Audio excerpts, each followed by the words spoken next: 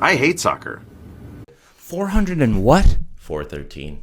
413 teams in Division 3. If I read that correctly, it's a ridiculous number. That is a ridiculous number. Okay, we're rolling. Holy cow. What do you think? I mean, okay, so this is your first year as like a full assistant, right? Yeah. And how's life? Like, how's life? It's pretty cool. Like, yeah.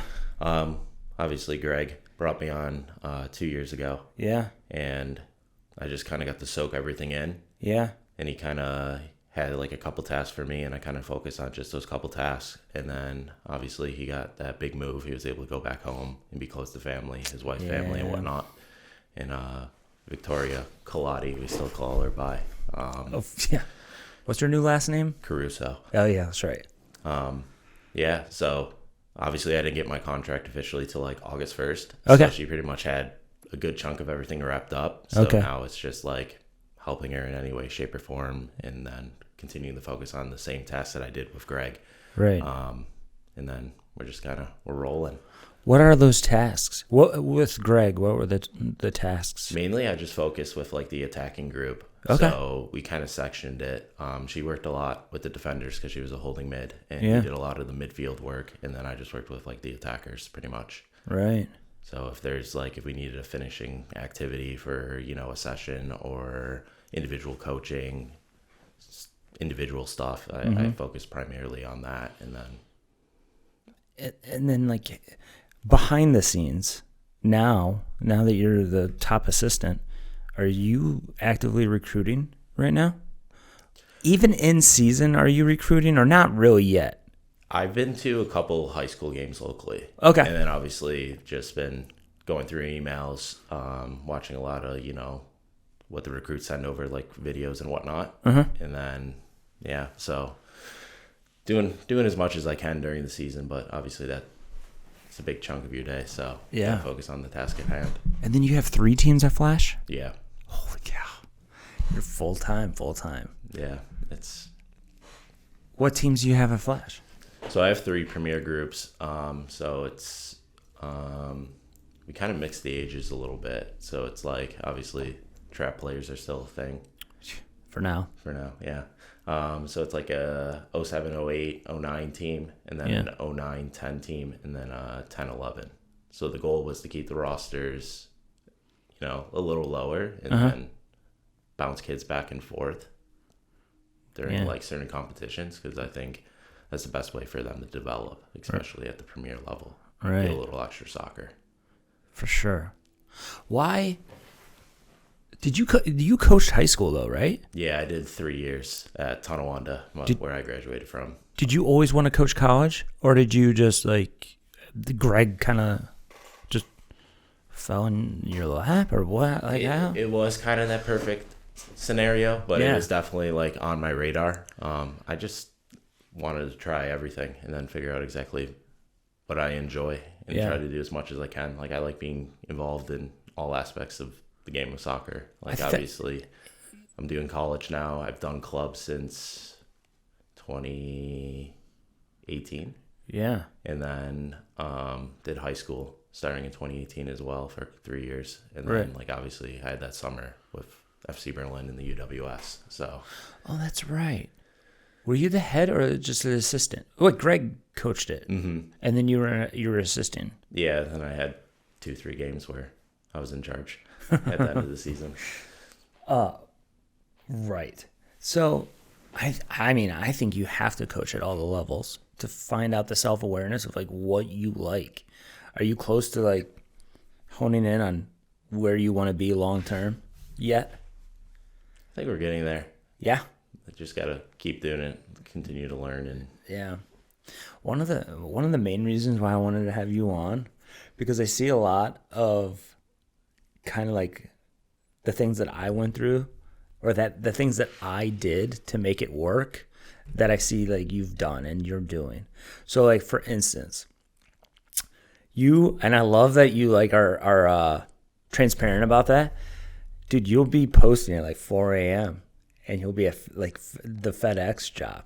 Are you still working there? Yeah. Yeah. Yeah. So based on just kind of how some numbers lined up, I was able to, during the season, just cut down to 2 days. Yeah. So I'm working Monday, Tuesday mornings. Mondays usually about 4 a.m. Yeah. Tuesdays it flexes between 4:30, 5 a.m. Yeah. Do 3-4 hours of unloading semi trucks, getting it out as quick as you can, and then I go home. Hopefully, squeeze a quick power nap in, and then I head right into the office. Yeah, because people don't realize that, like, when you want, especially when you're younger, when you want to like go after it and be a full-time coach, you have to supplement the income somehow. Yeah, absolutely. So when I actually started this, to just completely make ends meet, I was working nights at Home Depot. Just why, like, and nobody really like knows that because I wasn't as transparent as you are, and that's why I like it. Like when I see those, I'm like, this guy's after it. Yeah. Because you're making sacrifices. Like 100%. you're just you're chasing the game, right? And a lot of parents, I mean, most of your parents know that, like what you're doing and all the things and stuff like that. I'm pretty open about what I do because you just got to make it work, right? Yeah. The beauty of FedEx is the benefits are fantastic. Exactly. So if I want to go back to grad school, which is eventually the plan, they'll compensate $5,000 a year. Oh, that is good. So, Are you going to try to do it at Buff State? What's your degree in? I have a degree in sports management. Okay, there you go. Yeah. And then what do you want to do grad school wise? More management, probably more management, sports administration. There's some programs out there that kind of have like coaching. Yeah. As would you do it in person or would you do it online? I would do it online. Have you looked into Ohio University? I have. It's pretty expensive probably, but I mean, they have always had the best sports administration, at least the last 20 years or so. Like, when are you gonna chase that? We'll see how this year goes with just balancing everything. Yeah. I mean, go into that. How are you balancing all this? Like, luckily, see, this is why high school girls being in the fall and modified in the fall, there's less of a, schedule on your plate. Yeah. Because how many times are you training with the Flash every week right now? You're not at all. None. Right. So, which is perfect. And then you guys will start up First late week of October, November. Yeah, first week of November. Yeah. How's everything going at Flash? Not too bad. It's quiet right now. Yeah, because there's nobody. Yeah. There's nobody rolling except just a few the emails youngers and getting things set up for when we officially get going. So I think it's so important not to get ahead of yourselves. Like, just focus on your high school season. Enjoy those memories because obviously you had Tony on the other day. Like, just enjoy that environment because it's so different. Mm-hmm. And then come into club season, get ready to go, and start working on trying to play at the next level if that's what you want. Where did you play high school? Tonawanda? Yeah. And you were a killer. Yeah. Something like that. Yeah. Yeah. I mean, I was kind of gifted at a young age of just being a monster of a human. Like, I was 6'2". Yeah. By my sophomore year, I was 6 foot as a freshman. You're right. And I started on varsity. Yeah. And I was actually just talking to my high school coach yesterday a little bit because he's still there. He's been there since I got into the program. Who is it? JJ Gaber. I don't know him. So right before it, which is going to be funny because you had AJ on as well, his dad was the varsity coach. So I knew him going through all the youth camps and whatnot. And because I was kind of a taller person, going into 6th grade, he's like, why aren't you on my JV roster? Why aren't you coming out for JV soccer? So I had AJ's parents both as teachers at Tonawanda. Got it. Where did you play club? So I didn't play club soccer until my junior year of high school. I played for GPS. Okay. So I did 2 years there. Who's your coach? I had Ryan Louie. Oh, nice. Yeah. Perfect. And then you played college soccer. Yeah. It was definitely, my experience was definitely interesting because I committed to Medaille spring of my senior year, And then maybe 2 weeks before the season, the head coach got let go. So it was a scenario where, just talking with all the guys that I knew I was going to be teammates with, a lot of them left. Mm-hmm. So it's like, I don't know what to do. And then Ryan Louie was actually over at Buff State at the time. And he's like, why don't you come to Buff State? So I kind of heard him out, got on campus. And then it just would have been too hard of a switch. So then I just went into my freshman year, got okay minutes, had no complaints. But and then I ended up transferring to Belmont Abbey in Charlotte, North Carolina. Dealt with some hamstring issues. Was on the developmental team, JV, reserve team, whatever you want to call it. What division is that? Division 2. Okay, sweet. But the cool thing about it down there is they actually have an actual conference for the reserve teams. So you can play for a trophy. So it's 12 games and legit schedule, not just 4 games Mercyhurst or something like that. You're training every day and you had 1 to 2 games a week. It was pretty much the same experience. It's awesome. And then I took a leave of absence at Medaille at the time to go there. And then I ended up coming back for my junior year at Medaille. And, I was buried in the bench and they won the conference and went to the NCAA tournament. So, I got to experience that and it was awesome. Yeah. How's the transition for you from, playing to coaching? Do you still, I talk to Carissa about this all the time. It's not anymore, but about 3 years ago, 4 years ago, she still looked at the game as a player and not from the coach's eyes. Now she's very good. I forgot exactly what happened, but something switched and she said something. And I'm like, oh, you're starting to see it as a coach and not a player anymore. How's that transition? Do you get frustrated when you're a goal scorer and then your forwards just cannot score or something like that? Do you still get so frustrated or how's that transition? Oh yeah, I get so frustrated, but I get it though. I've been there. Right. We've all been there. If you're definitely coaching and you played in whatever position group or position you were, you get those frustrations. Yeah. And it's it's definitely an experience. I kind of go back and forth. Sometimes I see it from a coach, sometimes I see it as a player. Mm-hmm. Because I kind of started quote unquote coaching very young. I had a younger brother. I always helped with his team, starting from 9th grade on. So Got it. I was always kind of around the game in a different aspect. Do you have a favorite age group yet that you're working with particularly? Kind of done a good chunk of them. Right. I like when they're in sophomore year. Sophomore year is probably my favorite. You like the high school age? Yeah, definitely high school age. Got it. I've always been more late elementary or early middle school, and then I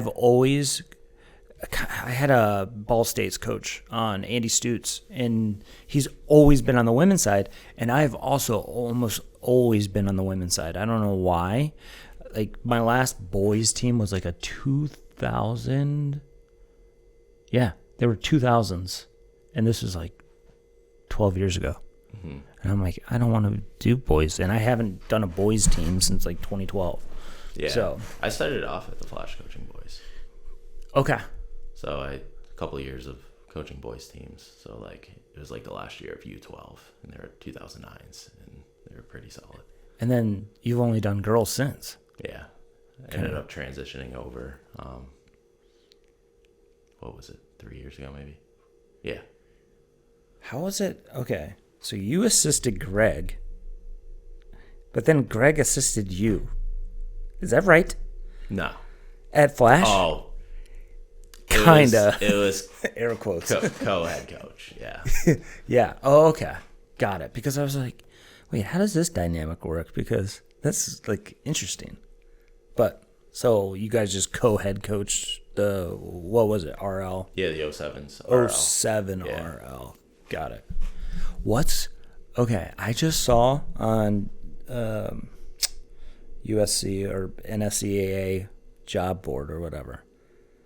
The Flash Boys ECNL director job is open. Wasn't that Regan? What's going on? I could edit this out if I have to.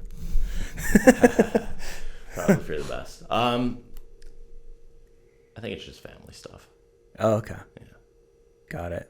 Well, I mean, they just had a kid, so. Yeah, I think it's more that. Yeah, but because I mean, I've had some people reach out because people that listen to this, they know that I'm here and I talk about the Flash all the time, and people from multiple places in the country are like, "What do you know about this job?" And I just like, "Hey, apply. Good luck. If you like snow." Exactly. That's the biggest thing. I mean, somebody from California and somebody from Florida. I'm like, why would you leave Florida to come to a foot of snow? Yeah. Unless they're originally from the area or something like that. But yeah, they definitely get more snow. The South Towns, that area. I'm okay. Are you getting all your licensing and everything? I got my D like several years ago. Okay. I thought about doing my C, and it's just so time consuming. It's time consuming and it's so expensive. And if you don't have a club, which not everybody does, if you don't have a club that kind of like helps pay for it or reimburses you at least, or at least pays for your transportation, or I used to work for a club that they would pay you back, but it had to be in 3-year increments. So you get a portion the first year, you get a portion the second year, and you get a portion the third year. And the reason why they do that is because there's another club that would just pay. Mm-hmm. So coaches would flock to this club, get all their licensing paid for, and then peace out. So, I mean, does Flash like reimburse you or anything like that? To a certain extent.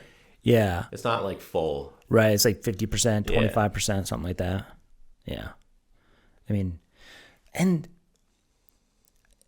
I don't know how many college jobs you've applied for or anything like that, and you don't have to get into the specifics, but like the licensing at that level doesn't necessarily matter.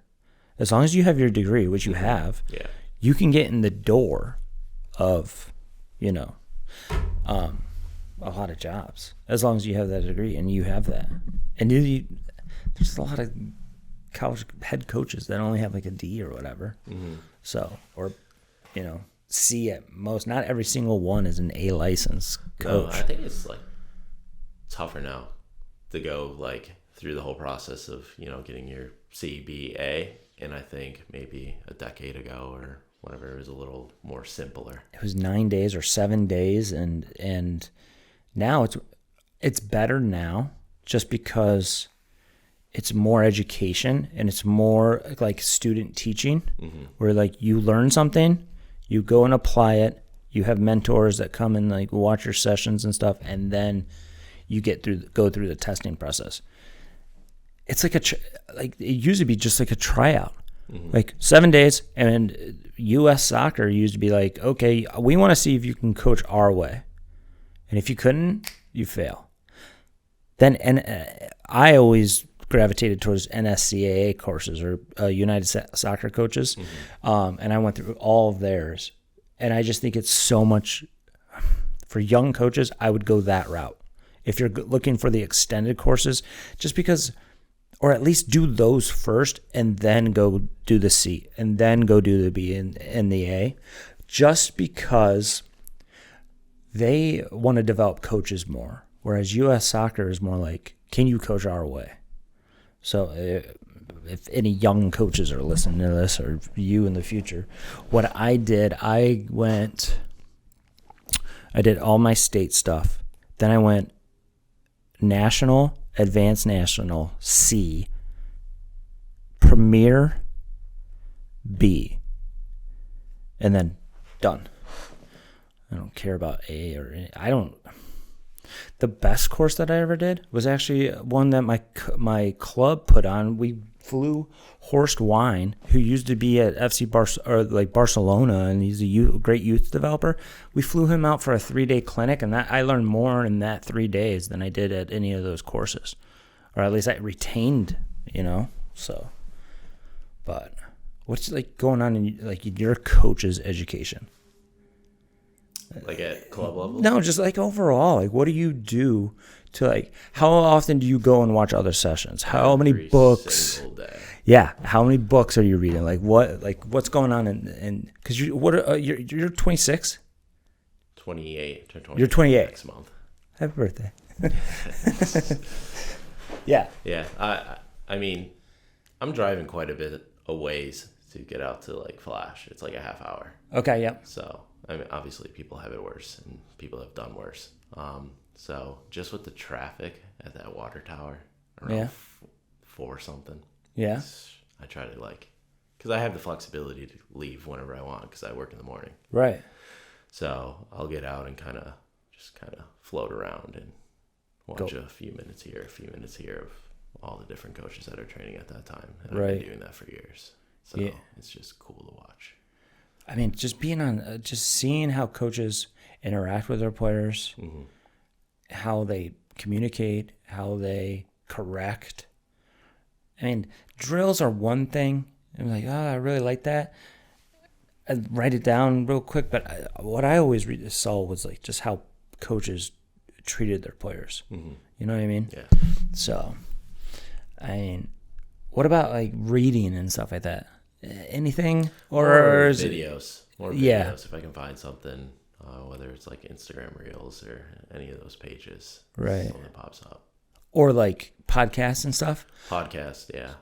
I think wasn't it you that sent me the Thierry Henry Yes. video on Diary of a CEO? Yeah. And I'm like, I didn't even know Thierry Henry was on this. And then I watched it, and it was excellent. I can listen to that guy speak any day. Yeah. He sees the game so well. Right. And obviously, he did what he did. Wouldn't you like him to be our national team head coach instead of Pochettino? I know Pochettino's whatever, but personally, I think he understands the American player a little bit more. I think he knows the American mentality a little bit more. I don't know. Any thought on that? That was my pick. Thierry? Yeah, 100%. Yeah. But, I mean, if you look at his body of work as, quote unquote manager, like, he didn't find much success in the MLS. Like, they did okay. But at the same point, like, listening to him a lot, like, I didn't even realize it was, like, kind of during the pandemic. And you're a Canadian club. It's true. Yeah. In the MLS. So it was probably extremely difficult in many ways. Yeah. I mean, I don't know. I don't know how next summer's going to go. But, I mean, when you, I don't know, go back to like the coaching education, all that stuff. What is the D like now? Like, what was the D course like? Because New York State led, right? Yeah. So was it just a weekend or was it longer? Because I know Michigan extended it. I think it was just the weekend. We're dating myself here because it was a while. You were probably, what, 19 when you did it? 20? Are we talking that long ago? It was, I think, the second portion was like kind of delayed because of the pandemic. It was around like 2020, 2021. It was 2 portions? Yes, I think it was like 2 weekends. Okay. Or like Yep. 1 weekend. It was more learning, and then the second weekend was more like presenting and doing your session and whatnot. Is the Flash like on all the coaching staff to get license and all that stuff, or is it not really forced? I think they want you to educate yourself, but they don't like force feed you it. Mm-hmm. And who do you talk to the most at Flash? Is it Jackman or is it Eric or, like which director? Is it Brittany? Jackman. Yeah. Because I mean, we have a good relationship. Like I assisted him for 2 years with the 07s, and then he kind of handed it over a bit, and then Greg was part of it. Gotcha. How's Greg doing? Good. Yeah, you still talk to him a lot? Yeah, we have a group chat, and every single day. Yeah. The 3 of us, so we talk pretty much every day, give each other a hard time. And was there danger of losing any players when Greg left? To the school he was at, or just in general? Just in general. You always think there was, but it seemed like everyone was like, because they kind of knew what was going to happen. That it was this year. Yeah. They're pretty okay with it. Yeah. Like they get it. Like, yeah. It was a pretty emotional meeting when he kind of announced it and whatnot. But I mean, he was going home. I understand it. It was a great school. Yeah. So I mean, yeah, when he was on here, it's like I could see like he was just like chomping at the bit to get home, kind of. Yeah. Yeah. So buying a house. Yeah. On the phone, middle of a podcast. Yeah, exactly. Yeah. It's great. How's he? They're doing pretty well. Yeah. Yeah. He is always posting like his, the record and stuff like that. I don't see many losses. No, I think they only lost. I think they're up to 3 now. They lost to MIT. Yep. Brandeis, and then someone else. Can't think of the school off the top of my head. How are you guys doing? Buff State. Off to a hot start in conference play. Yeah. 3 wins, 1 draw, unbeaten. Yep. It's a tough week. Had Fred last night. That was a fun game. Yeah. It was fun. Could have went 1-1. all three directions. Yeah. They had us on the ropes. We had them on the ropes a little bit. And they scored first, and we got one late. Yeah. Went home with a point. We'll take that. And then who do you have this weekend? Cortland. Oh, okay. As I don't know if you like this analogy, but they're kind of like the Kansas City Chiefs. Sorry. What, they're the most hated team in the country? Just kidding. Yeah, I wouldn't say that. I just think all their sports wins at everything. They have a good foundation for everything. What is it? What's special about them? I think their facilities. Okay. And then I think being a SUNY school and the cost, and then just all the different majors they have, because I think they have physical education, which student athlete's gonna take that on all day. Yeah, for sure. And then, how much of the season do you guys still have left? 7 games? 8 games, maybe? We have 5 more conference games, and then hopefully the tournament. Yeah. How many teams get into the tournament? So this year's 6. Next year is kind of transitioning. Okay. Which the details aren't completely final yet, but after this year, the team that won the conference last year on the women's side, New Paltz, is leaving to go. Where are they going? I can't think of the name of the conference, but like their travel time is just like crazy right now, and then they're probably going to go like east. One of the New Jersey conferences, I believe. Yeah, so, or south, yeah. And then next year, Alfred State, Delhi, and Cobleskill are coming in. Okay. So they're going to split it east and west, and then it'll be 6 teams on the east, 6 teams on the west, and then on a rotating schedule, you're going to play 3 teams from the opposite conference, and then they're going to have 8 teams in playoffs, but they don't exactly know what that's going to look like yet. They're kind of going through the process of the couple of different scenarios and what makes the most sense. What's your travel like for Buff State? 3 overnights this year. That's it? That's not bad. So we're on that Wednesday, Saturday schedule. So all our overnights, we leave on a Friday, play on a Saturday, get home Saturday night. So we'll leave at like 3, 4 o'clock on Friday. Yeah. Get in, have a team meal, and then wake up. We usually drive. We kind of split where we stay just based on cost of travel. It's better in some of the areas we've been staying. You save more money on hotels and then just drive like an hour the next day. Rather than get right there. Rather than get to the school. And it's probably better on the players too. Think about it, if you're kind of cutting instead of one long drive and getting all that lactic acid buildup, you only, you cut it in half, and then you have a 1-hour drive in the morning. Which is just, everyone's used to that. Right. Everyone's been in a car in an hour and been fine. So all the other away games, is it just a day trip? Just there and back, same day? Got it. So obviously, Fredonia is almost like a home game. It's 50 minutes. Yeah. So we left around 4 o'clock yesterday for a 7 o'clock kickoff. Got it. Who scored their goal? Was it Gabby? No, I Don't know. I have to watch it back. It was off a corner, and then it just kind of found Got its it. way in the net. It was weird. Got it. What's the like weekly schedule for Buff State like? Because like there's some players that are like, yeah, I want something a little less intense. I'm just gonna go to like a D3 school or D2 school, and it's just as intense. Yeah, it's lifting. It's early morning training. It's this. It's that. Like, what's your schedule like? our preseason was pretty intense this year. First few days we were doing triples, fitness test in the morning. Once you're done with fitness test, you go, and then we, have like a quick team meal, meetings, train again, another team meal, train again, and then like during the regular season, we train Monday, Tuesday, Thursday, Friday, off Sunday, play on Wednesdays and Saturdays, because we've been pretty good about scheduling our non-conference games. Yeah.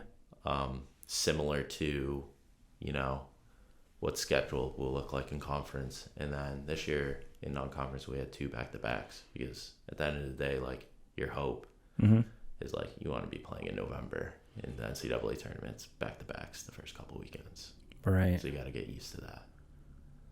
And then, so what time is your Monday, Tuesday, Thursday, Friday sessions? So Monday we're 4 to 6. Okay. Tuesday and Thursday we're 6 to 8. And then Friday's kind of condensed. It's 5 to 6:30. Just because, a lot of people use our facility. So Yep. on top of all the sports, All the that other are sports. using the one field we have. Yeah. I mean, what do you guys do during the winter? You don't have an indoor facility, right? No. Do you guys go into the gym and do futsal and stuff, though? Yeah. Obviously, with the D3 calendar and how you can do it, they're kind of on their own in the winter. Mm-hmm. So it's trying to facilitate what that looks like for them. Everyone's kind of different. There's different pockets of people, in the racquetball court doing, Right. technical stuff. And then they get together a little bit, play a little futsal. Yeah. When so you're in your first year of being the top assistant. What's your administrative role within the program? Like, are you also like the travel coordinator? Like some schools are, like their assistants are? So like I said, I was officially brought on a little August late. 1st, yeah. Yeah, so all the big trips were set. She set that. I mean, she was the assistant for 7 years. Mm-hmm. She played 4 years there, transitioned right into a coaching role. So she as did a all of volunteer, that. and Yeah. then eventually became the full on, and she was doing a lot of admin. And then past couple of years, she had like a secondary duty of like running the fitness center on top of being an assistant. Oh, okay. So this year, admin wise, has just been making sure paperwork, like game day paperwork, like we got a sheet you got to sign Yep. for when we travel. Obviously, just filling out the game day rosters, handing it to the school's SID, the referee crew, their coach, and then planning meals for some of these away trips.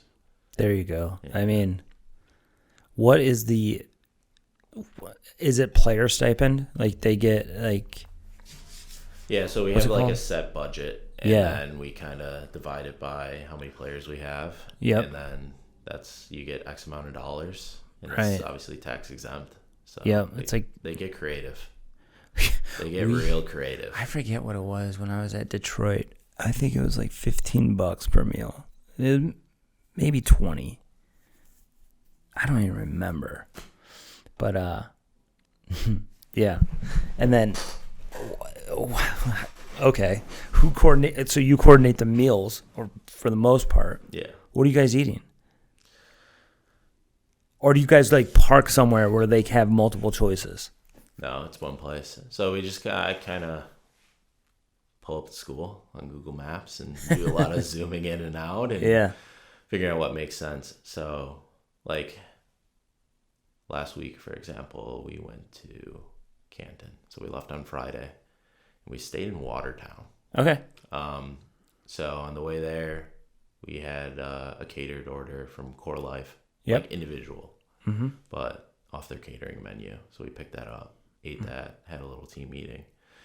And then after the game, there was, I think it was called Cannon Little Italy. So it was like a pizza place. Okay. And there was like different pastas and pizza, some appetizers, salads, whatnot. Yeah. So we try to, if it's a pregame meal, be safe. Yeah. Andy from Ball State was saying that. He's like, Olive Garden. He's like, always safe. Olive Garden, Yeah. The night before or whatever, because it's just like we know everybody knows what they're going to get, and it's a chain, and it's usually safe. Because sometimes you'll go to a place and you're like, oh, is this food going to sit well or not?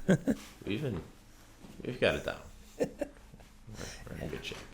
I mean, what was your role when you were technically you were just like a volunteer, right? So the forward stuff, was there any administrative role when you were the volunteer? No. Yeah, you just not came like in. officially. Like obviously, I was introduced to a couple things and like showed this is what I do from either Kaladi or Greg, and then like I did a little recruiting, tagged along with them, and went out and saw a couple games myself, and just kind of learned that aspect.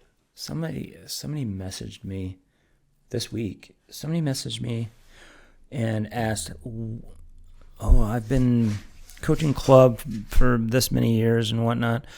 How do I get on a college staff?" And I told them, just go to your local school and just ask if you can volunteer. Yeah. Is that what you would say? Yeah, 100%. Just email a couple schools and say you want to get into the college game and see if you can volunteer. And obviously, you're going to have a conversation of what that looks like and how it fits your schedule. But right. You obviously got to, it's more time consuming than you think. So, and obviously, you got to put food on your own table and pay those bills. So, yeah, a little bit of sacrifice there. But if that's something you want to do, you definitely have to go that route. Right. I mean, I think the sacrifice and the hours as a coach, I don't think people like really quite understand. Like, even if you're just the volunteer goalkeeper coach or something like that, it's like that's a lot of hours. And then so I coached at University of Detroit, and I was a goalkeeper coach, and I lived an hour away, so I had to make a 6 a.m. session. I'm getting up at like 4:30 and whatnot, and it's just like, that's when I've kind of realized, like, you know what, college soccer's I'm not really enjoying it all that much. So that's when I really focused on just club, and after a while, eventually after working with the Flash and with the NWSL, then I realized, like, you know what, I just want to do this. I just want to train, focus on technical, and it's like an evolution of a coach. Seriously, it's like there's peaks and there's valleys, and it's like, I can't stand doing this. Oh, I love doing this. Yeah. And do you see yet, like, could you be happy just doing club, or are you always looking for that, like what gets you like the most excited? Is it Buff State games? Is it the training sessions? Is it Flash games? Is it Flash sessions? Like, what's? I think it all comes down to rather environment. Like, there's no better feeling than a college game, especially when there's people in the stands. Yeah. And then you could say the next feeling would be high school. Those games, there's people in the stands. Like club, you have maybe a couple friends, and it's just everyone's parents. Tony got so much pushback. If you look at any of the comments, when Tony was on here talking about like how good like how many people are at games, be like, nobody's at our high school games. There's a lot of people at high school games. You gotta go to the right school district. You gotta go to the right school district. You gotta go to a Will East versus a Will North boys game. The place is crazy. Yeah. I mean, and a lot of hair dye. God, don't even get me started on that. But yeah. So yeah. Me, when I started out, I loved game day, and I didn't care what the game was. It was high school, it was club. Like, I loved the games. When I got a little bit older, when I was right around like your age right now, 28, 29, 30, it was all I was more excited for training than games. I don't know why that switched, but like, I don't know. Did you see that at all? Like, are you excited to, especially like when you're in charge of the session? Whereas at Buff State, you have a role and you might not be in charge of the whole thing. Like, have you, like, what's your like training philosophy and stuff like that with your own club teams? Gotta keep it as competitive as possible. Yeah. As much as you can. Like, everything, you gotta be competing. If you're doing possession drill, you gotta be playing for points. Yep. And passes or tracking. Yeah. And then just, whether it's, you know, like 1v1, 2v2, speed soccer, or something like that. Yeah. Like, I like to incorporate a lot of competing. And going to goal. Yeah, a lot of going goal. I mean, what ages again are you with? You just call it U15 plus. U15 plus. So you're all 11v11. Yeah. So, okay. So you're all, okay. So you're still, or you're already, have set positions. You're not necessarily rotating them like you would like a U11. Yeah. Right? Oh, I love playing people out of position. I do it all the time. Good. You have to. Why? Certain times you need the best 11 out there. Yep. Like, especially, like, you know, if it's a state cup game, second half of a three-way game, or even like a tournament rather, and you want to win.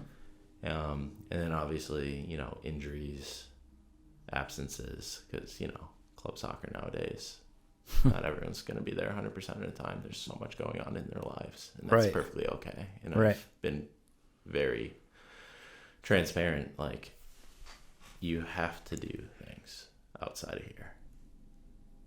So if you miss something, like, yeah, obviously this is the first priority, but like, I understand. Right. And that's okay. Right. But don't make a habit of it. Yeah. I mean, I've had that. Who is Paul from the training pitch? Mm-hmm. He put it brilliantly. He was like, you have to do things outside of the club environment to really become the player that you want to be. Yeah. Like, think about, like, okay, so you didn't play club until like 16. Mm-hmm. What'd you do leading up to that to make you so like a great high school player and a college player and a goal scorer? Like, played hockey. Really? Hockey was my first love. Yeah. Loved hockey. And then my parents had me make a decision around 10 or 11 what I was going to do full time. And, you know, I was a smart kid and did the math. And I'm like, all right, my parents do this for a profession. I'm going to choose soccer because it's a little cheaper. Yeah. People don't realize that, like, how much high school or how much hockey. It's, yeah. Because a lot of the cost, well, it's obviously the equipment, but it's also the ice time. Yeah. The ice time is insane because you have to play on ice. Yeah. And I feel like that's where people, even in the soccer environment, get a little confused. Like, why is this so expensive? Well, you're playing for the facility. Dude, they're not cheap. We're probably going to have snow in the next 3 weeks. Yeah. And we're not going to, and if you have a grass field, not everybody has outdoor turf access. So it's like, we have to go inside somewhere. And do you want to just train on a free school gym? No. Everybody wants to be on turf. Mm-hmm. Everybody wants an 11v11 field or a half field and nonsense and stuff like that. And yeah, it's expensive. Things cost money. Yeah. Everybody's like, well, we're going to get rid of the pay to play. How? Yeah, maybe in California when you can train outside year round. What about here? We're not going to be as good. Yeah. You know. I think as well, like, talking about the cost of club soccer right now, the major cost is like the traveling. That's where it gets excessive. Yeah. But the actual like tuition and the training environment, if you take that figure and you divide it down and down and down, it's quite affordable. Mm-hmm. Like, okay, you might have to sacrifice your Starbucks coffee for at-home coffee. Yeah. Other than that, like, it's not terrible. Soccer Visa would say that all the time. He said that if you just divide it by your games and every training session, let's say you have 3 training sessions per week and say 40 weeks, it comes down to like $10 a session, $9 slash game, or $7. One of the figures was like $7 per game, and it's like, yeah, that's a Starbucks. So it's like, and they have no issue doing that every day. Yeah. But then again, the travel, especially if you're in the ECNL or the RL or MLS Next, unless your club, kind of like what R&Y does, where it's all included, all the travel is included. But yeah, like, it's not that expensive. And people, what I get a kick out of is when people like start like multiplying. It's like, okay, there's 1,000 players at this club. It's 3,500 per. Oh man, they're making money like hand over fist. It's like, no, they're not. There's a reason why in every state right now, the big clubs are buying the small clubs, and most of it's not because of access to the big leagues. Sometimes it is, but a lot of times it's because this club is treading water and can't afford to stay afloat unless they have money, financial support. And people don't realize that. People think that every a club soccer owner is a millionaire. It's just not true. It's not. You learn that stuff in college. You do sports management. You're going through all these facilities and how to operate and like overhead costs and whatnot. Yeah. It's pricey. What do you want to do with that? With the sports management? Or is it to help your coaching career and maybe like grow and be a head coach someday and whatnot? Yeah, I mean, I like to keep doors open. But like, if we're reflecting to what 18-year-old Nate was thinking about, he just wanted to play soccer. Mm-hmm. So I'm like, all right, what major makes sense? Because at that time, I just want to play soccer. I'm like, all right, I'll play soccer for 4 years and figure out how to be an adult after the fact. Because you only get those 4 years, 5 years to play college sport. So might as well enjoy it. Right. Where do you... I've only been here 10 years. When you were coming up, so you were 18, compare the landscape of soccer in your 4 years of high school versus what it's now for a 4-year high school player. I love this. And this is, some people get a kick out of this. I think the talent gap now is extreme. I think technically the top end high school players are like never been seen before. But the gap is, from players, if you divide your team in thirds, the top third to the bottom third is massive. And it's not necessarily based on coaching or anything of that nature. It's solely based on there's less kids playing high school sports. And like, you can talk beds numbers and all that. Like, all these teams are getting shuffled around every single year. Like I was from a small school, like very small B. Right. So I think I graduated with like 120 something kids. Okay. And like the school is roughly around the same size now, but there's just less kids playing sports, and that goes for every single sports. You see all over, like, oh, this school can't field a JV team for soccer. A lot of the smaller schools have now translated the method of doing a 7-8-9 program and then a varsity program. Right. Which, that's the only way you're going to survive at a small school. Right. Like, you're not going to have 3 teams of 15 plus people. No. And it gets real dicey. So my last year of coaching varsity, I had like 13 kids on my roster. There was a moment where we were playing with like 10 in a game. Is this a JV roster or a varsity? Varsity.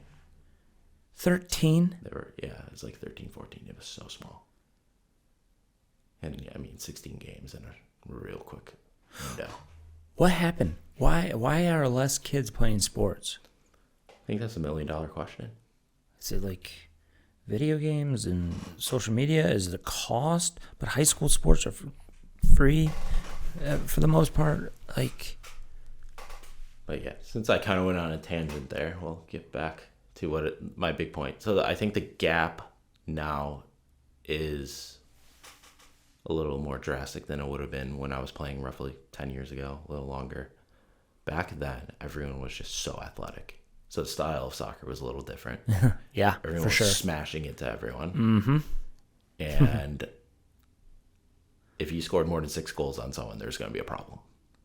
Like, you're just going to feel stud in your ankle. Yeah. Like, just like rough tackles, like stuff like that. And obviously now, score lines are getting up there, but Was it like that 10 years ago? no. Was it like 13-0, 14-2, whatever? Biggest game I can recall from my 4 years of varsity was like we won like maybe 6 or 7-0. Okay.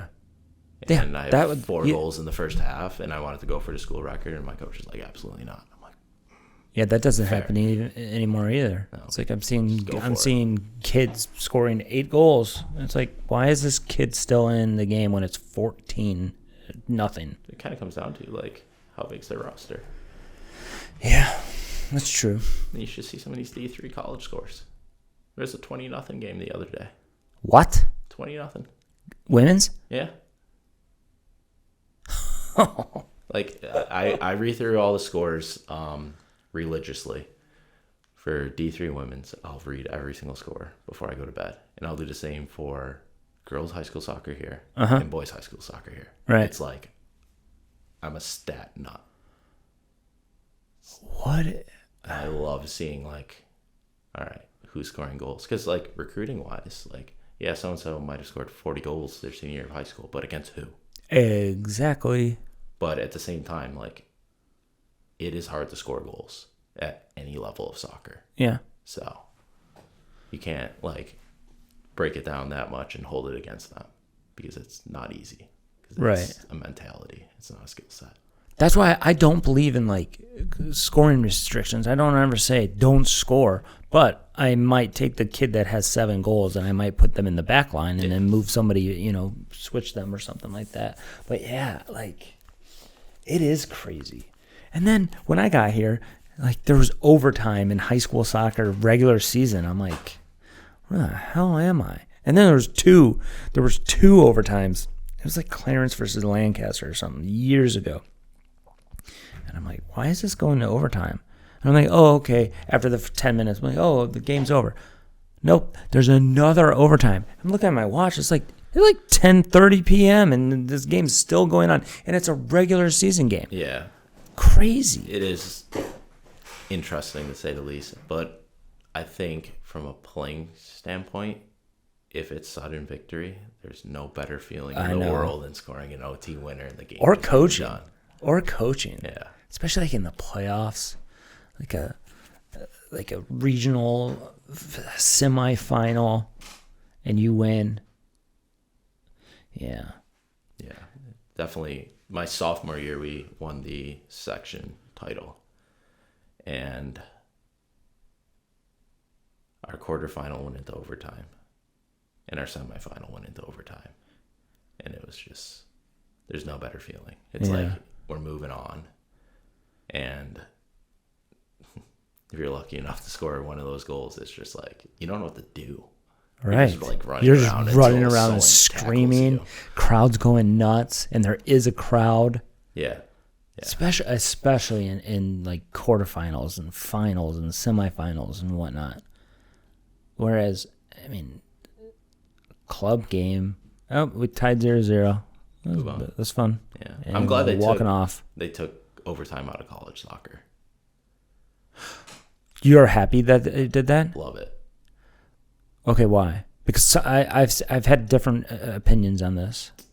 Not me personally. I agree with you, but why are you happy? I just think there's a lot of minutes on the legs, and you're playing 2 times a week, and it's usually you get a 2-day rest period between, the weekday and your weekend game. And then you get a little longer rest period until the next weekday game. But it also, just being at Buffalo State. So back when I would have been in college, they played back-to-backs. They played Friday, Saturdays. And they had overtime. Yeah, and they probably played 15 guys. Exactly. And they're dead. Yeah, how do you go 110 minutes and then 24 hours later go 90 and if it's another draw, you draw 2 games in a row, 220 minutes for some people. Yeah. Tony brought this up, and he was like, they're 16-year-old kids. I'm like, yeah, but it's still, how is the ECNL going back to back? How is MLS Next going back to back? I know that they've tried to get rid of it, but logistically you can't avoid it because you have to go to Tennessee for 2 games and stuff like that, and people don't want to go for 4 days just for regular season games. But it can't be healthy. Think about it. I don't care if you're 16 or 17 years old. That takes a toll on your body, and you wonder why we have so many ACLs and so many injuries and a lot of players burn out. Mm-hmm. I think since I've been in that environment of those back-to-backs, definitely at the club level, you have to be creative on how you substitute, and that's why I think it's so big if you can have someone with a primary position and a secondary position, because you can kind of move people around and then plan, going into the game, all right, I'm going to probably make a change around this time, and then kind of stick to it. Right. While you can in the flow of the game, and then just trying to limit people's minutes as much as you can so they're not having that big of a load. Obviously some kids, they could just run forever, so they're okay. They're 16-year-old kids. Right. How many are on your roster at Buff State? 29, I believe. 28, 29. How many get into a game, right? Like last night, how many get in? I think we played 15 or 16. Right. And that's the normal. It's just the way the game was going. Yep. We've had 3 or 4 games where everyone's played, field player-wise. Good. And there's been at least one where everyone's got at least 20 minutes. Including goalkeepers. Yeah. We've played 3 goalkeepers in a game once. We haven't had all 4 healthy at the same time. Oh, you have 4 goalkeepers in that 29? Who's doing the goalkeeper training? Anybody? Angela Williamson. Oh, okay. Yeah. Okay, so what does today look like after a game yesterday? Did you guys train today? Or do you guys train today? Tonight. We'll train at 6. At 6? They'll have a recovery lift this afternoon at some point. I think they go in 2 groups just based on class schedule. That's the kicker for D3. Because we don't have everyone at every single training session. They need the class for graduation. You're not going to push off graduation to make a practice. We'll make it work. Right. So, there's a few that miss Monday sessions. So there's a small group that will train in the morning. Yeah. Kaladi runs that one. It's a small group training from 8 to 9 a.m. before their classes. Okay. And then there's a couple days where there's 1 or 2 that are just coming a few minutes late. Yeah. Is she in the office, or is she at Buff State all day? Yeah. Pretty much? Yeah. I give her a hard time all the time. So she's at training, and then she's in there in the office all day, and then training at night. And yeah, she's in there by 9 every day. Earlier on Mondays. Yeah. And then when you train at 6 o'clock and you're getting off the field around 8, it's a long day for her. How's the transition going for her? From assistant to I don't know her. I've met her a couple times in here through FC Buffalo and stuff like that, but other than that, I don't really know her at all. She's great. Yeah. Yeah, she can coach. That's for sure. Yeah. Yeah. And she can play, which people know. Yeah, for sure. Mentors. So we talked about licensing, and obviously, Greg was a mentor to you like, how important, and your relationship still being intact with him gone, like, how important is a mentor? It's the most important thing. I agree. It doesn't matter what education you have or what course you take or what book you read or anything of that nature. It's having those mentors and like you yourself, like being able to be like vulnerable and ask questions so you can learn and make the right decision and bounce ideas off someone. So like Greg's been massive for me. Jackman's been massive for me. Waddington, super massive. Because I've spent way too many hours in the car with that man. We've had so many conversations about everything and anything. And I can imagine. As most people know, that guy can tell a story. Yes, he can. That's funny. But yeah, they're more valuable than any badge or any license that you can have. I don't care if you're a UEFA A and UEFA Pro and USSF Pro and USSFA.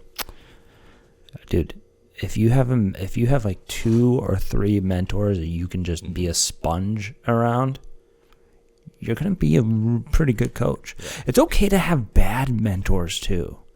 Like, you don't have to name names, but we've all been around coaches that were either abusive to players or just not a quality coach. And you're like, you learn at the same time of the good mentors, and you're learning what to do, you're also learning what not to do. Yeah. And then you meet in the middle, and you take from here and you take from there, and then you kind of develop your own voice. How hard is it? I remember, oh my God, with my mentors when I was like 24, 25, I would start acting like them. Like I would say the same things. I would like point how he would point, and like how do you develop, or how are you developing your own voice and your own style? I think you got to just stay true to yourself. Like the more you can be yourself in any environment, the better off you will be in some aspects. Right. And then obviously you pick up things from everyone you're around, because like the mold of the coach takes so many other coaches, mentors, however you want to phrase it. And it's the same thing for player development, right? It takes a village for them to get to where they end up going. Mm-hmm. So it's kind of the same thing on the coaching side. Like I remember some of my coaches, you pick up some things to do and some things not to do. And that's going to be the same day if I end up one day being a mentor for, the next generation of coaches. There's going to be things they pick up from me and things they stay away from. But at the end of the day, you got to be yourself. You talked about your high school coach, and you still know him and talk to him and stuff like that. Like, do you remember, or did you, like, when did you realize that you wanted to be a coach? And did you, like, keep track of things that he would do way back in the day, or were you just focused on being a player? I think there's moments where I, like, reflect and then be like, okay, so what was my training environment then? Or like, how did he handle, team talks and whatnot? And then pick up like little pieces. But I also like, while I was at Tonawanda, like I coached under my coach. So I was head coach for the girls and assistant for the boys. Got it. Because I just can't keep me off a soccer field. Looking back, like when I was in my late 20s, I was trying to remember like my youth club coaches, because I played for some pretty good coaches, and I'm like, man, I wish I could remember like what training sessions we did and whatnot. Like I'll remember like some drills, I remember some speeches, I remember some things that they did to me to like kind of prove a point. And there was one time I was I was on a team where there was like 3 legit goalkeepers, and I was one of them. But then we all played on the field, and we were all pretty good on the field. Yeah. And there's one time, I don't know why I said this. We were winning up, and like I was on the sideline, and we were up like 3-0 or something like that. And the coach overheard me, and I'm like, it's okay. Like in high school, you can't be a goalkeeper and a field player. That you're only going to be a goalkeeper, so I'm going to have to get used to sitting on the bench. And the coach heard that, and he didn't play me for the rest of the day. And looking back, I'm like, he was trying to prove me a point that like sitting on the bench is not fun, and is And I remember my dad's like, "Why didn't you play? Do you want me to talk to the coach?" I go, "Nope, it's my fault because I was kind of running my mouth saying that like, no, this is gonna be normal." And then so I like little things like that. I think that's brilliant coaching, and it has nothing to do with X's and O's and tactics and stuff like that. It's just like proving a point. It's like, hey, you think that's normal? Okay, let's see how you like it. Yeah, like just little things like that. But like, yeah, I just wish I remembered even more of what that coach did because I know he was brilliant. Yeah, and I always tell players of mine, like, keep a soccer journal. Keep a soccer journal. Write down things that you liked at practice, or like if this is drill, because you're gonna look back on it and maybe you coach someday. Even though most players think that they will never coach. Gwen is one of them. So I tried to. This is like probably a year ago, before she was coaching at Amherst, and I was like, Gwen, like, you could come and like train here and coach here, and then like. Help coach camps, and she's like, I'm never coaching, and now she loves it. Yeah, and she's like obsessed with it, and she was great at our camp this summer. And it's like, you say you don't want to coach, someday you're gonna want to coach. Yeah, it's just when that moment comes. I think the light switch moment for me was when I was at Belmont Abbey. And I was out with a hamstring, and it's like, okay, I'm not gonna sit at the back of the bus with my buddies. I had a really cool coach there, like super young, just getting into it. I don't even know if he coaches soccer anymore. I think he moved on and had to be a family man and do something a little more financially stable. Mm-hmm. But I just would talk to him for hours on some of these trips, and like just have conversations. And he kind of opened my eyes on it. I'm like, well, I love the game. I don't know how long I could keep playing. I might as well just start coaching. Yeah. So it kind of started from there. So that was probably what, your sophomore year of college? Yeah. Okay. And then I didn't play my senior year because I'm like, I'm going to coach. I was at my brother's like varsity banquet, and Zarconi stepped down from the one. I think he was coaching modified boys that year. Okay. So that job opened up, and I applied and got it, and then helped with the varsity boys program as well. And then it just kind of went from there. Started at Flash, just on the junior academy side, and right. Shadowing sessions and whatnot. And then did that for like 18 months, and eventually got like my own group. And then here I am. I mean, for me, everybody like asks like, okay, when did you fall in love with soccer? And it was like, for me, it was like 1994 World Cup. And, I got to just see all that, and I have tickets right there from the game, and then I have like this little thing, and the program still right there. And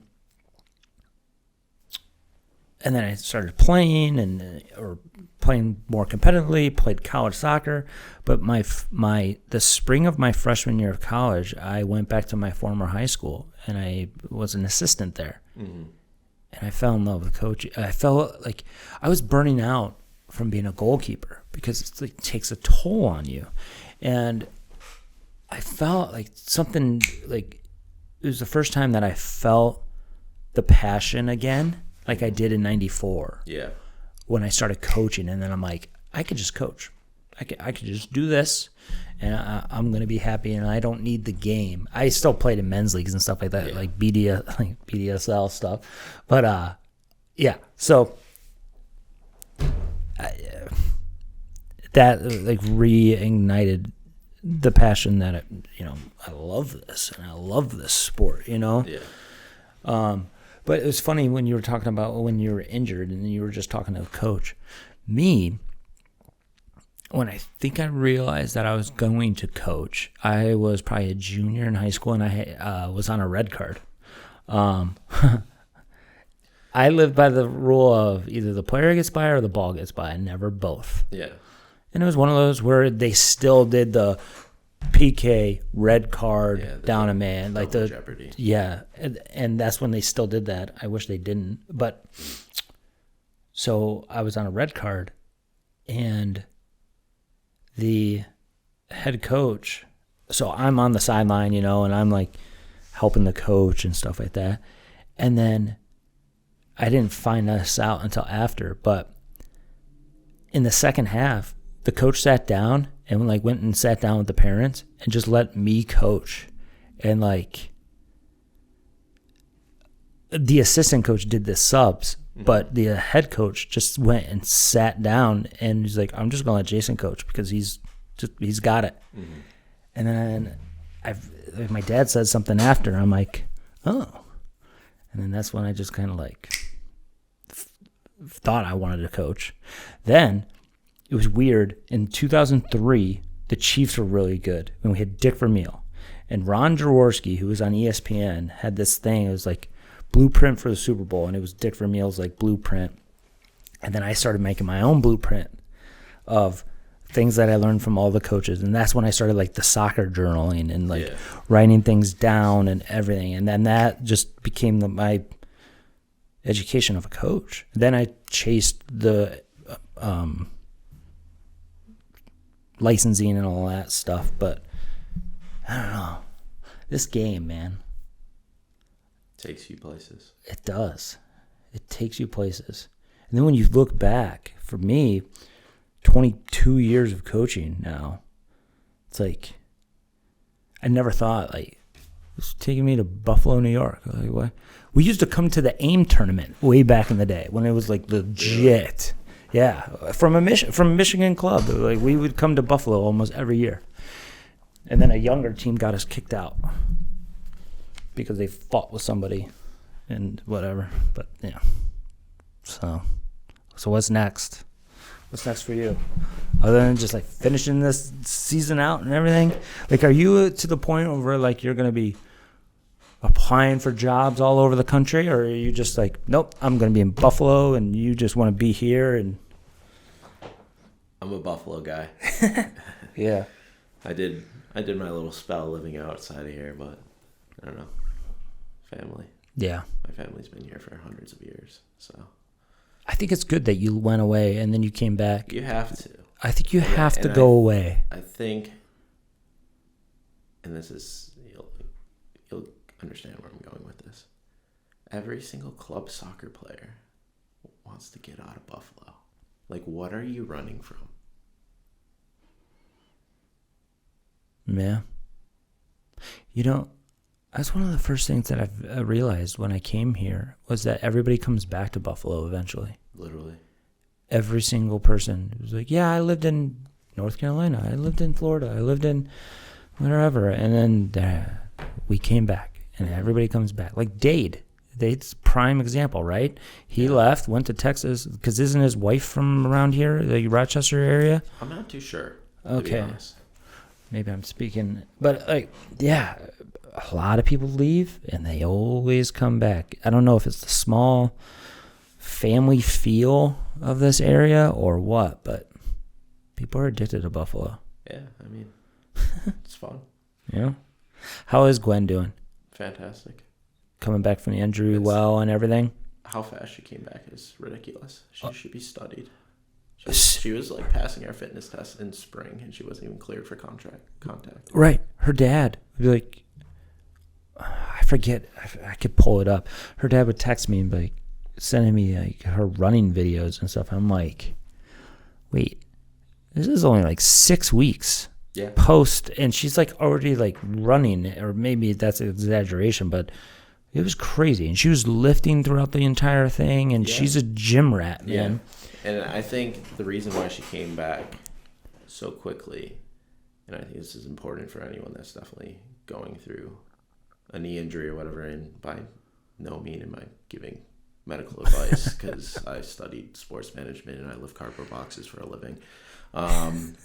But And your coach. prehab, yeah, coach, your prehab's so important. And like, let's say she was given X by someone, she was doing Y.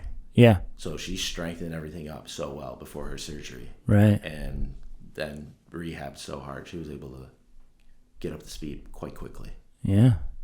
So, yeah, she's impressive. Yeah. I mean, and her story, and I talked to Greg about this a little bit, I think, in our conversation, or maybe it was after we were done, because we talked for a bit after. But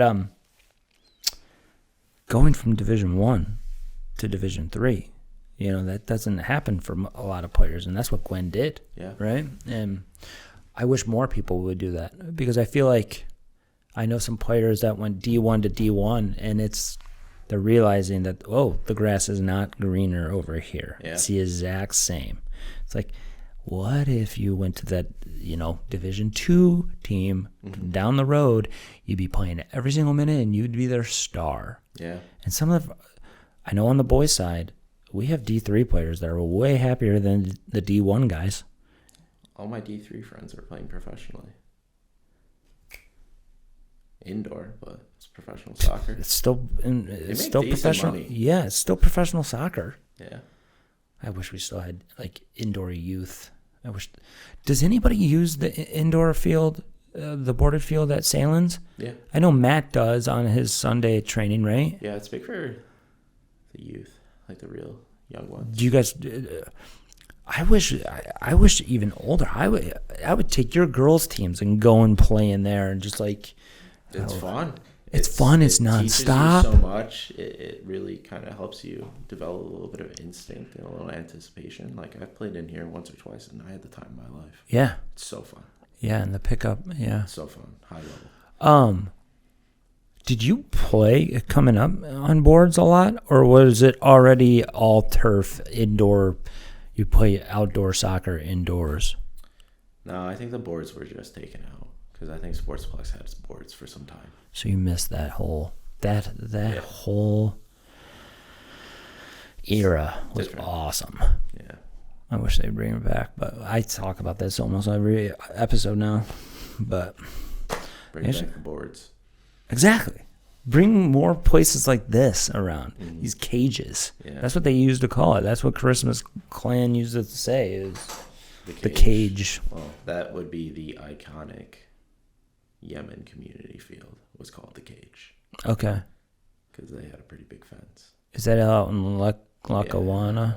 Yeah. I think it's. Is it still there? I believe. I think it's nicer now too.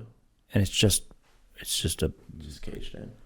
Caged in. Is it turf or is it grass or is it? It was grass. I don't know what it is now because I haven't been out there in some time. Right. And they're still having some ballers coming out of that area. That was my dreaded game twice a year in high school, playing them twice a year. Why? They're Because so good. They're just... It's just what they can do on the ball. Yeah. It's so hard to defend. 11 people can do whatever they want on the ball, and you can't get it off of them. Yeah. And if you foul, good luck. They're scoring the free kick every time. And that's culture. Why isn't Flash just like full of those kids? Just scholarship them and travel and like pay for their travel. Do what RNY does. RNY just basically you pay this and then they are in charge of the travel. They in charge of the meals and the bus and the hotel. They do it all. Parents do not have to go, right? I think it's hard because you're implementing a super creative player into a structured system. Correct. I don't want to say the word cookie cutter. But. No, you're right though, because that kind of can wreck. We had this kid from Chile once, and he was unbelievable, but he didn't really fit in what the coach wanted to do because he would go off the reservation or like try to do too much, or you know what I mean. But if you had 11 of those kids, yeah. And I think it's like the modern day winger, right? people always give Pep a hard time for being so stubborn on how he wants to play the game. Right. And wingers are like playing the ball backwards. At Buff State, if our winger plays the ball backwards, I get very upset. Like, you get the ball, you look the outside back in the eyes, and you Go drive at him. at him. Go at him over and over and over again. So they're just going to get annoyed. And then if you can get the goal, get the goal.